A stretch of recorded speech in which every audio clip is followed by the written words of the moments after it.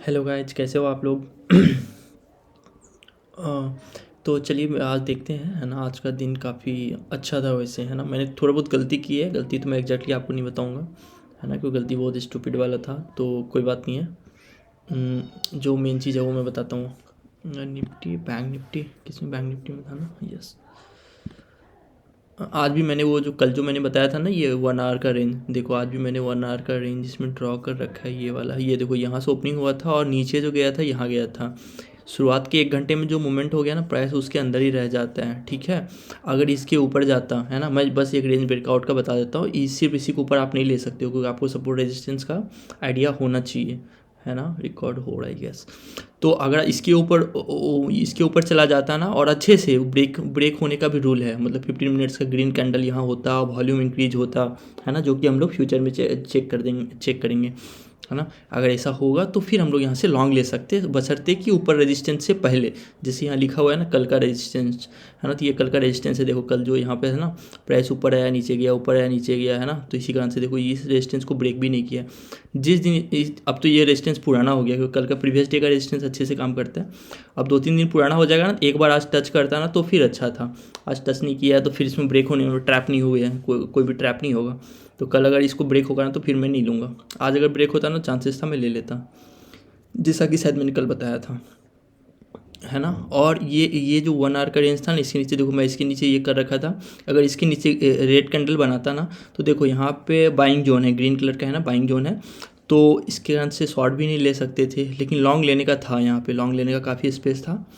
अगर ये 1 आवर का रेंज टूट जाता ना, और इसके ऊपर जब आता है ग्रीन कैंडल, तो मैं ग्रीन कैंडल के ऊपर में एंट्री करता, उसके नीचे में एस एल वगैरह कुछ लगा के कर सकता था, है ना। बट मेरा जो ट्रेड था वो मैं बताता हूँ आपको। मेरा ट्रेड ऑलमोस्ट 3:1 दिया है ना। 3:1 कहाँ गया, 3:1, यस। अब मैं बताता हूँ बेसिस क्या था। जैसे कल मैंने बताया था आपको, है ना, मल्टीपल टाइम ये देखो प्राइस यही से है ना। अब देखो ये प्राइस यहाँ से एक बार आया, फिर यहाँ पे कोई ना कोई परचेज़ किया, कुछ ना कुछ हुआ है, प्राइस यहाँ से ऊपर गया, ठीक है। प्राइस यहाँ से ऊपर गया, फिर इतने दिन बाद आता है, 1 से 2 दिन बाद आया यहाँ पे, ठीक है, इतने। फिर यहाँ पे स्टिल अभी सपोर्ट ले रहा है, मतलब यहाँ पे, मतलब ये क्या है, 45,740। तो इसके अप्रॉक्स ना 45,750 या जो भी हो, 700, 800 मान लो आप, 45,800, इसके आसपास कहीं ना कहीं बायर बहुत ज़्यादा एक्टिव है ना। या फिर वो लोग पुट सेल करके बैठे हुए हैं, है ना, वो इससे नीचे नहीं जाने दे रहे हैं, आप समझ रहे हो आप। और फिर यहाँ से आया, फिर यहाँ पे भी फिर वहाँ सपोर्ट ले लिया। इसको बोलते हैं सपोर्ट लेना, है ना।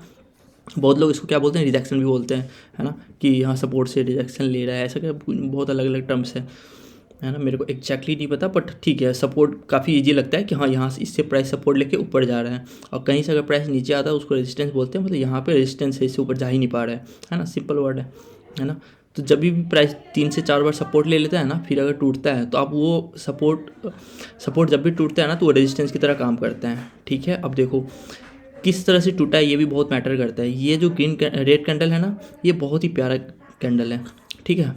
एंट्री बेसिकली एंट्री यहाँ पे होना चाहिए और यहाँ पे, लेकिन ये इतना बड़ा एसएल है ना, अगर इसमें मानो प्राइस, तो मुझे तो वेट करना पड़ेगा एसएल के लिए यहाँ पे ना। मैं एंट्री यहाँ पे करूँगा, एसएल यहाँ पे रखूँगा ना, तो मेरा तो सारा नुकसान ही चल जाएगा। इसके बीच में कहीं भी रहेगा तो नुकसान ही होगा ऑलमोस्ट, ठीक है, क्योंकि टाइम डीके बीके बहुत सारा इधर उधर होता है। और ये बहुत ज़्यादा एसएल है, कहीं गलती से एसएल हो गया ना, इसके ऊपर चला गया तो फिर बहुत नुकसान हो जाएगा मेरा, ठीक है ना। इसके बीच में तो फिर भी टाइम डीके के कारण थोड़ा सा बच जाएगा, ठीक है। और आपको मैं बताऊं, ये देखो ये जो सपोर्ट था ना, ये अब जब ब्रेक हो गया रेड कैंडल से, तो अब ये क्या बन जाएगा, रेजिस्टेंस बन जाएगा। रेजिस्टेंस बन जाएगा तो, लेकिन इतना बड़ा रेड कैंडल, इस पर तो मैं एंट्री नहीं ले सकता, क्योंकि बहुत बड़ा मतलब रिस्क है, रिस्क बहुत ज़्यादा हो जाएगा, ठीक है। इनफैक्ट इसके ऊपर मैं बताऊँ आपको, बहुत ज़्यादा हो जाएगा, मैं क्या ही बताऊँ। एक लॉट पे 2-3-4 हज़ार जा सकते हैं, ठीक है, इतना मतलब वो है, ठीक है। बहुत ही गंदा ट्रेड है मतलब ये। तो यहाँ पे मैंने क्या किया, इसको इसको क्या बोलते हैं, रिटेस्ट पे ट्रेड लेना। अब यहाँ पे फिर से आया ना, ठीक है, तो रिटेस्ट पे ट्रेड होता है, ठीक है। तो यहाँ पे जब इनगल्फ बना ना, तो फिर मुझे लगा कि हाँ ले लेना चाहिए, क्योंकि इनगल्फ एक बहुत ही अच्छा मतलब रिवर्सल पैटर्न होता है। मतलब देखो एक तो ऑलरेडी ये रेजिस्टेंस है, ये हमको पता है ना, हमको नॉर्मली डायरेक्ट भी ले लेता, अगर ये कैंडल इतना छोटा होता ना तो यहाँ पर डायरेक्ट लेना था, लेकिन चूंकि ये इनगल्फ बन गया ना, इसके कारण सिक्योरिटी बहुत ज़्यादा हो गया। चलो ठीक है, अब तो हो ही रहा है ना। और मैंने बस यहाँ पे एंट्री किया और यहाँ पे सीधे आ गया। 2:1 है यहाँ पे, मैंने एग्जिट नहीं किया। 3:1 हुआ तो मैं एग्जिट कर गया, है ना। मैं वेट कर रहा था प्राइस थोड़ा सा और नीचे आ जाए, मैं ट्रेल ही कर लूँ, है ना, क्योंकि इसके नीचे प्राइस अभी थोड़ा सा डिमांड जो है तो आता तो थोड़ा सा नीचे तक आता, बट यहाँ पे कुछ दिया हुआ है, रेड कलर का लाइन दिया हुआ है, इसमें भी कुछ हो सपोर्ट पुट। अच्छा, ये 45,500 पे वो था, 45,500 पे बहुत ही अच्छा सपोर्ट दिख रहा था, इस कारण से मैं यहाँ लिखा हुआ है, मतलब ये रखा हुआ है कि यहाँ पे मुझे एग्जिट करना था। अगर इस पर क्लिक होता ना, इस पर अलर्ट लगा हुआ है तो ये इस पर अगर क्लिक होता ना तो मैं एग्जिट कर जाता, ठीक है। तो मैंने इस पर एंट्री किया है, देखो सीधे, और 3:1 मिल गया। और ये भी सुबह सुबह ही मिला था मुझे, 10 o'clock है ना, 10:05 में बना था, एंड ये 10:15 में एंट्री मिला। और मेरा टारगेट अब कितने बजे हो गया, 10:25, 35, 10:30 तक हो गया था, 15-20 मिनट में, ठीक है ना। 3:1 मिल गया था, इसमें काफ़ी अच्छा था, ठीक है। बाकी अच्छा इधर कोई ट्रेड वेड नहीं है, इसमें मैंने थोड़ा सा वो कर रखा था, क्या बोलते हैं, रेंज का, तो लेकिन रेंज ब्रेकआउट हुआ नहीं। निफ्टी में रेंज ब्रेकआउट हुआ है ना। निफ्टी में जो 1 डे का रेंज था ना, 1 सेकंड में दिखा, 1 आवर का रेंज, शुरुआत में जो 1 आवर का रेंज था ना, 1 आवर, ठीक है, ये 1:15, 2:15, 3:15, ये देखो, ये, अरे यार शिट, वीडियो इन सब चीज़ों के कारण लंबा हो जाता है मेरा। ये देखो, ये है रेंज, ठीक है, और देखो लास्ट में ना ये रेंज ब्रेकआउट होता है। ये देखो, ये पूरे दिन भर में ये 9, ये देखो यहाँ पे प्राइस ओपन हुआ था, नीचे यहाँ तक गया है, ठीक है, यहाँ तक कर लो। और शुरुआत का जो 1 घंटा है ना, प्राइस इसी रेंज में फंसा रहा, ठीक है। तो अब देखो लॉजिक देखो आप क्या होता है, इसका रेंज का ब्रेकआउट हुआ ग्रीन कैंडल से, बहुत ही अच्छा, लेकिन ऊपर में सप्लाई जोन है, ठीक है, इस पे ऊपर ट्रेड नहीं बनता। बहुत ही अच्छा, मतलब बहुत ही खतरनाक, अगर 2-3-3-4 तरह का चीज़ अगर यहाँ पे मिल रहा है ना, तो मे भी बहुत ही रिस्क पे है, बहुत पे रिस्क पे लिया जा सकता है ना। मैंने इस पर नेकेट सेल किया हुआ था, मैं स्ट्रेटेजी नहीं बताऊंगा क्योंकि ये बहुत ही बेवकूफ़ी वाला है, बट ठीक है ना। और मेरा बेनिफिट भी, प्रॉफिट भी हुआ है इसमें। स्ट्रेटेजी एक्सप्लेन करना नहीं, मैं प्रीमियम चेक कर रहा था एंड कुछ और लॉजिक था, बट मैंने इस पर सी 900 का सेल किया था, ठीक है, सी 900 का बाई किया था, सॉरी बाई किया था, सी नेकेट बाई किया था मैंने इसके ऊपर, ठीक है। मैं 3 मिनट का टाइम फ्रेम में कुछ स्कैल्पिंग टाइप का कुछ था, तो उस पर मैंने किया हुआ था, है ना। तो ये रेंज ब्रेकआउट हुआ था, एंड इसके साथ वॉल्यूम वगैरह मैंने कुछ देखा भी नहीं था, ठीक है। प्राइस ट्रेंडिंग अप था, देखो 15 मिनट्स का ट्रेंड भी अप है ना।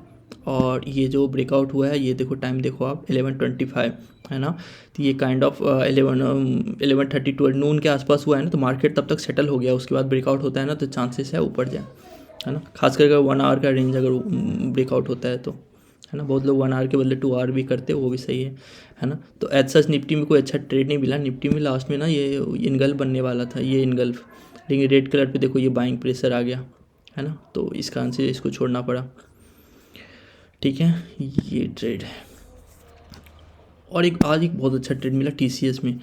TCS में मंथली ब्रेकआउट हुआ है, ठीक है, आपको मैं दिखाता हूँ, ये देखो TCS में मंथली ब्रेकआउट, ये देखो, ठीक है। ये वाला जो कैंडल था ना, इसको मैं थोड़ा सा ये कर देता हूँ, 4x, इसको मल्टी कलर करता हूँ कुछ, ये वाला येलो कलर, ठीक है। ये देखो, ये 1 मंथ पहले प्राइस यहाँ था, फिर 2 से 3-4 महीने बाद फिर से इसको रिटेस्ट किया, फिर तीसरे मंथ यहाँ पे आया, और आज ये ब्रेकआउट दिया यहाँ पे, ठीक है। और इसमें वॉल्यूम भी चेक करते हैं, 1 सेकेंड।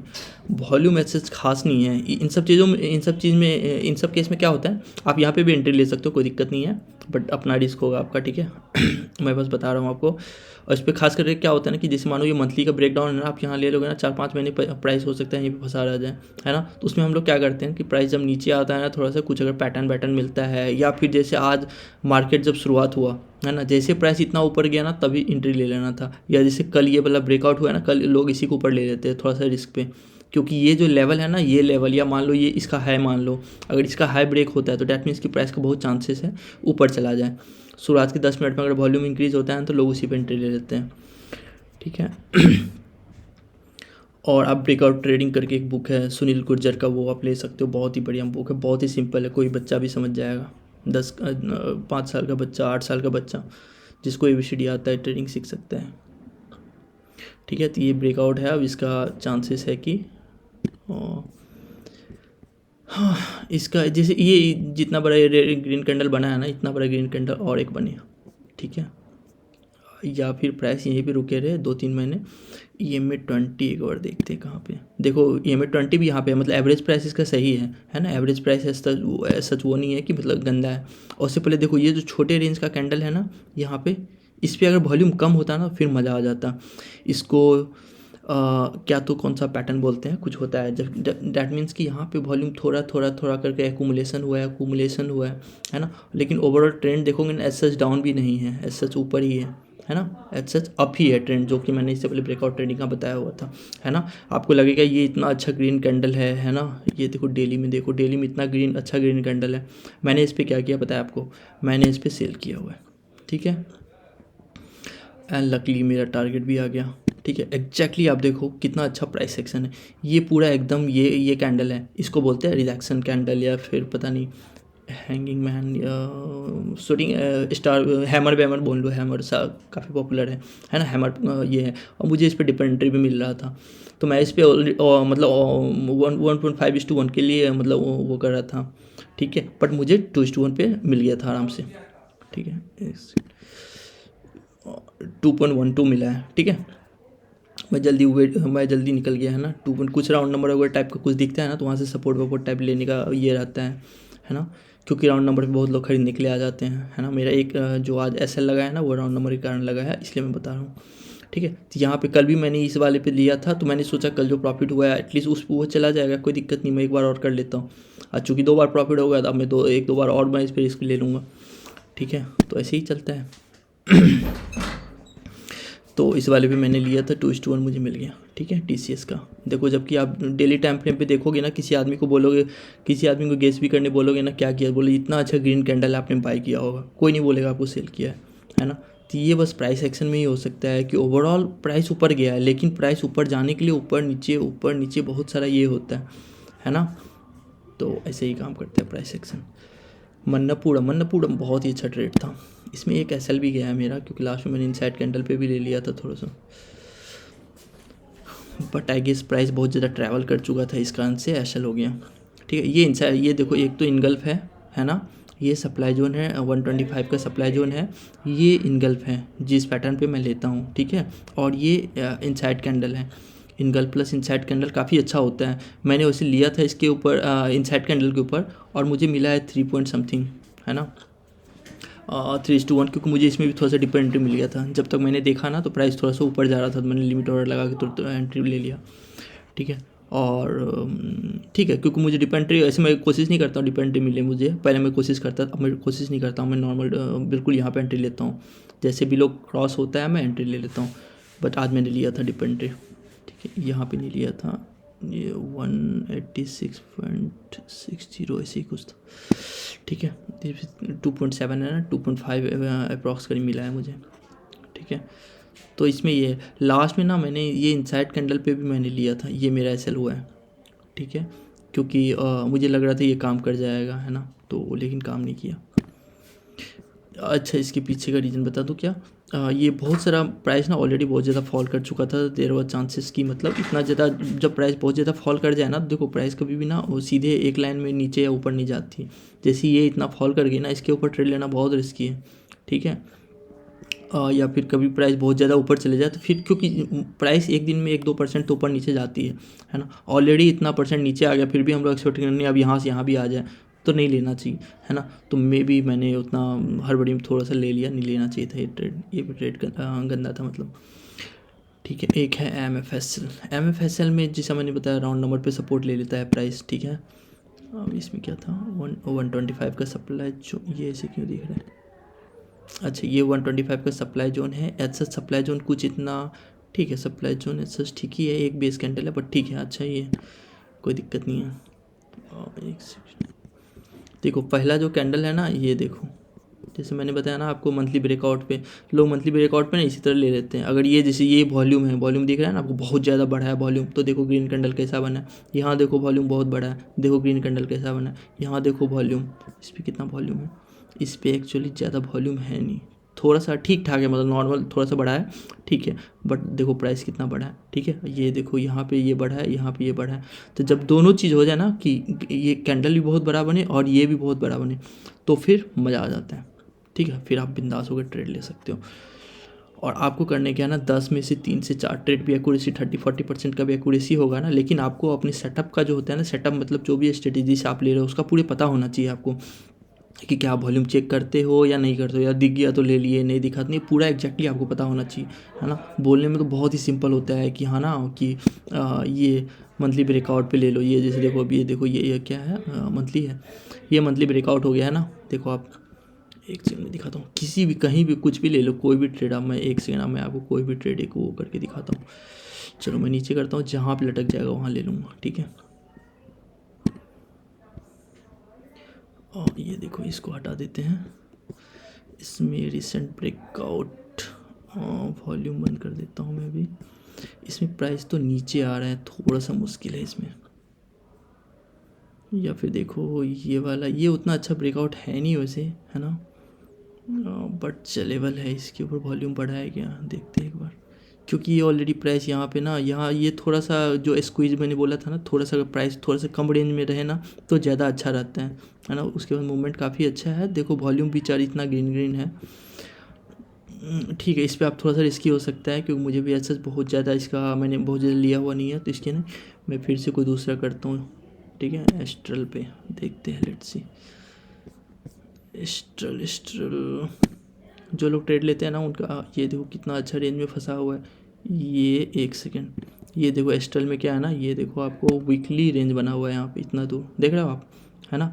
तो जब भी आप देखो, जैसे ये हो गया यहाँ पे, ठीक है ना, ये इसके अलावा आप ईएमए देख लो, वीकली का देखना है नहीं, ओके 20 कर देखो, वीकली का ईएमए भी यहाँ है, वीकली का ईएमए थोड़ा सा ऊपर आ जाए, उसके बाद अगर यहाँ पे ग्रीन कैंडल बनता है तो उसके ऊपर भी एंट्री बनता है, ठीक है। इसको निकोलस डरबास का मेथड है, वो बोलते हैं बॉक्स मेथड, है ना, डरबास बॉक्स बोलते हैं इसको, है ना। वो लाइफ टाइम हाई पे काम देता है, ये भी लाइफ टाइम हाई के पास है, ठीक है ना, ये भी काम करेगा आपको। इसमें देखो वीकली में कुछ ऐसा अच्छा कुछ दिख नहीं रहा है ब्रेकआउट टाइप का, एकदम जोन भी एकदम बिल्कुल क्लियर दिखना चाहिए। डेली में देख लो आप, उसमें नहीं दिख रहा है, देखो डेली में भी बहुत ही गंदा दिख रहा है ना। इसको हटा दो, ठीक है। डेली में भी बहुत ही घटिया दिख रहा है, छोड़ दो, आप मंथली पे आ जाओ फिर। मंथली पे शायद दिख जाए, मंथली पे भी कुछ ऐसा दिख नहीं रहा है ना, जो ब्रेकआउट था इधर हुआ है ना, बट वहाँ पे प्राइस फिर से आया नहीं, ठीक है। फिर से कुछ दूसरा देख लेते हैं, है ना। इस तरह से आपको सर्च करना पड़ेगा, है ना, ऐसा नहीं होता है कि मुझे मिल नहीं रहा है, प्रोसेस ही यही है, आपको देखते रहना पड़ता है प्रत्येक संडे को, जो आप देखो वीकली मंथली कौन सा ब्रेकआउट हो रहा है।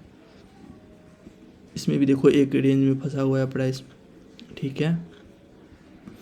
इसमें आप कह सकते हो, है ना, जैसे ये देखो, ये जैसे ये वाला रेंज, प्राइस एक बार यहाँ तक आया, ठीक है, फिर नीचे गया, फिर यहाँ तक आया, फिर नीचे गया, मतलब दो बार रेजिस्टेंस, मतलब काफ़ी अच्छा चीज़ है। फिर तीसरी बार भी यहाँ पे आया, फिर थोड़ा सा रेजिस्टेंस लिया, हॉल्ट करके ब्रेकडाउन, हॉल्ट करके ब्रेकआउट बोलते हैं इसको, मतलब प्राइस यहाँ पे रुका है, फिर उसके बाद ऊपर क्रॉस किया।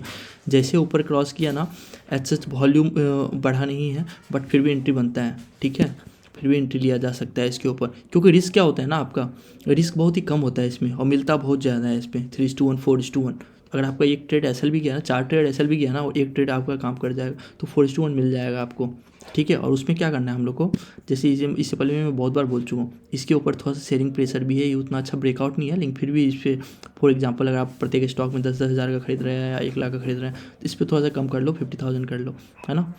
एंट्री यहाँ पे बनता है, ठीक है। यहाँ पे आप कौन सा मंथली ब्रेकआउट है, नहीं, ओके, 2:1, ठीक है। जैसे आपने यहाँ एंट्री कर लिया, 1 2 3 4 महीने तक तो आपको लॉस दिखेगा, ठीक है। 4 महीने, 5 6 7वां महीना आपको जितना आपका रिस्क क्वांटिटी होगा डबल हो जाएगा, ठीक है। ये ऑलमोस्ट कितना परसेंटेज हो जाएगा, एक सेकेंड, ये ऑलमोस्ट हो जाएगा आपको 43%, भाई साहब बहुत ज़्यादा है ठीक है ना, तो आप देख लेना अपना। ठीक है। बहुत लोग क्या करते हैं ना, इसके बाद अगर जैसे रेड कैंडल 2-3 रेड कैंडल बनना शुरू होता है आप पहले भी एग्जिट मार सकते हो, है ना। ये मैंने सीखा है मार्क मिनरविनी के बुक से, कि उन्होंने बताया था कि जैसे ब्रेकआउट होता है ना, प्राइस एकदम सडन ऊपर जाना चाहिए। अगर प्राइस थोड़ा सा रुक के जा रहा है या थोड़ा दिख रहा है 3 गो रेड कैंडल अगर बनता है तो वो एग्जिट कर देते हैं पोजीशन, है ना। क्योंकि डैट मीन्स कि 3 दिन से अगर प्राइस ऊपर नहीं जा रहा है, डैट मीन्स कि इतना प्रेशर नहीं है, बाइंग प्रेशर यहाँ पे क्रिएट हुआ नहीं है।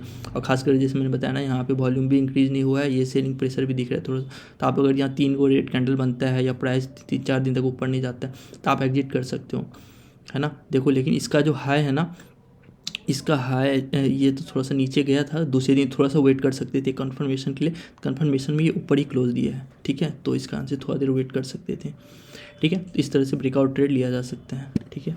तो TCS का आज मंथली ब्रेकआउट था और ये CC वगैरह। चलो ठीक है गाइज, और जो भी आपको होना, आपको स्टॉक मार्केट रिलेटेड अगर कुछ ये पूछना हो तो आप कमेंट बॉक्स में कर सकते हैं। कमेंट बॉक्स में अपना मैसेज टाइप कर सकते हैं, मैं दूसरी बार कल रिप्लाई दे दूँगा, ठीक है। ब्रेकआउट वगैरह हो। और कल मैंने उसका देखा था अडानी का, अडानी का कौन सा स्टॉक था ये मुझे याद नहीं। अडानी ग्रीन एनर्जी डेली बहुत अच्छा सा ब्रेकआउट हो चुका ऑलरेडी इसका। तो अच्छा, इसका ये वाला था ब्रेकआउट, यस नाइस। ये मैंने संडे को देखा थी, कब का है, 4/12। अच्छा मैंने लेट से देखा क्या, नहीं फिर ये वाला नहीं था। एक सेकंड, ये क्या अडानी एनर्जी है, Adani gas, Adani total gas, ये विक, ये भी पहले का ही है। अच्छा एंट्री पे था मे बी इसका आंसर मैंने। अब देखो इस पर क्या है ना, ये जो पॉइंट है, ठीक है, इस पॉइंट को ये कैंडल ब्रेक करती है, वॉल्यूम देखो कितना इंक्रीज हुआ है, ठीक है। ये अभी भी ब्रेकआउट पे है है ना। तो इस पर एंट्री किया जा सकता है मस्त में, ठीक है। अभी प्राइस यहाँ पे आराम से एंट्री यहाँ पे किया जा सकता है, ठीक है। रिस्क आपका होगा, देख लेना अपना कितना कैपिटल करना है। ऐसा अगर शुरुआत कर रहे हो, कोई भी स्ट्रेटजी शुरुआत कर रहे हो ना, जब तक आपने 30-40 स्टॉक ट्रेड नहीं ले लिया हो, आप क्वांटिटी मत बढ़ाओ शुरुआत में। तो इनफैक्ट आपका टारगेट होना चाहिए बस 500 का रिस्क पे करो। ये पॉइंट और ये पॉइंट के बीच में जितना डिफरेंस है ना, उसमें आप कैलकुलेट कर लो उतना, ये प्राइस का डिफरेंस और 500 से उसको 500 में उसका डिवीज़न कर दो, जितना बचता है उतना ही शेयर लिया करो। मान लो यहाँ से यहाँ तक का 5 पॉइंट है ना, तो बस 100 शेयर लो, 100 के अगर प्राइस यहाँ पे आ भी गया तो बस 500 रुपये का नुकसान होगा। क्योंकि एक बार आपको स्ट्रेटेजी का सेटअप का आपको वो हो जाएगा ना एक्सपीरियंस, तो फिर मज़ा आएगा, ठीक है। लेकिन आपको आपका सेटअप पता होना चाहिए, कब क्या देखना चाहिए नहीं देखना चाहिए वगैरह वगैरह, ठीक है। चलो गाइस ओके, मिलते हैं। और आपके जो भी फ्रेंड लोग हो, जो भी ट्रेडिंग करते हो या फिर जिनको इन्वेस्टिंग वगैरह, तो ऐसा मैं ज़्यादा नहीं बोलूँगा, स्विंग ट्रेडिंग वगैरह के लिए अगर किसी को देखना है तो वो उसको आप रेफ़र कर सकते हो, है ना। मैं थोड़े बहुत स्टॉक करते रहता हूँ, जो भी आप कमेंट करोगे किसी स्टॉक को देखने के लिए, मंथली ब्रेकआउट है नहीं है, इसमें क्या किया जा सकता है, आपने कितने का होल्ड कर रखा है वगैरह वगैरह, तो मैं थोड़ा बहुत बता सकता हूँ कि इधर उधर। ऐसा बहुत ज़्यादा लॉ भी नहीं है बताना, है ना। तो मैं अगर आप कमेंट बॉक्स में आप कुछ भी क्वेश्चन पूछोगे तो मैं जवाब दे दूँगा, ठीक है। चलो ओके गाइस, टेक केयर।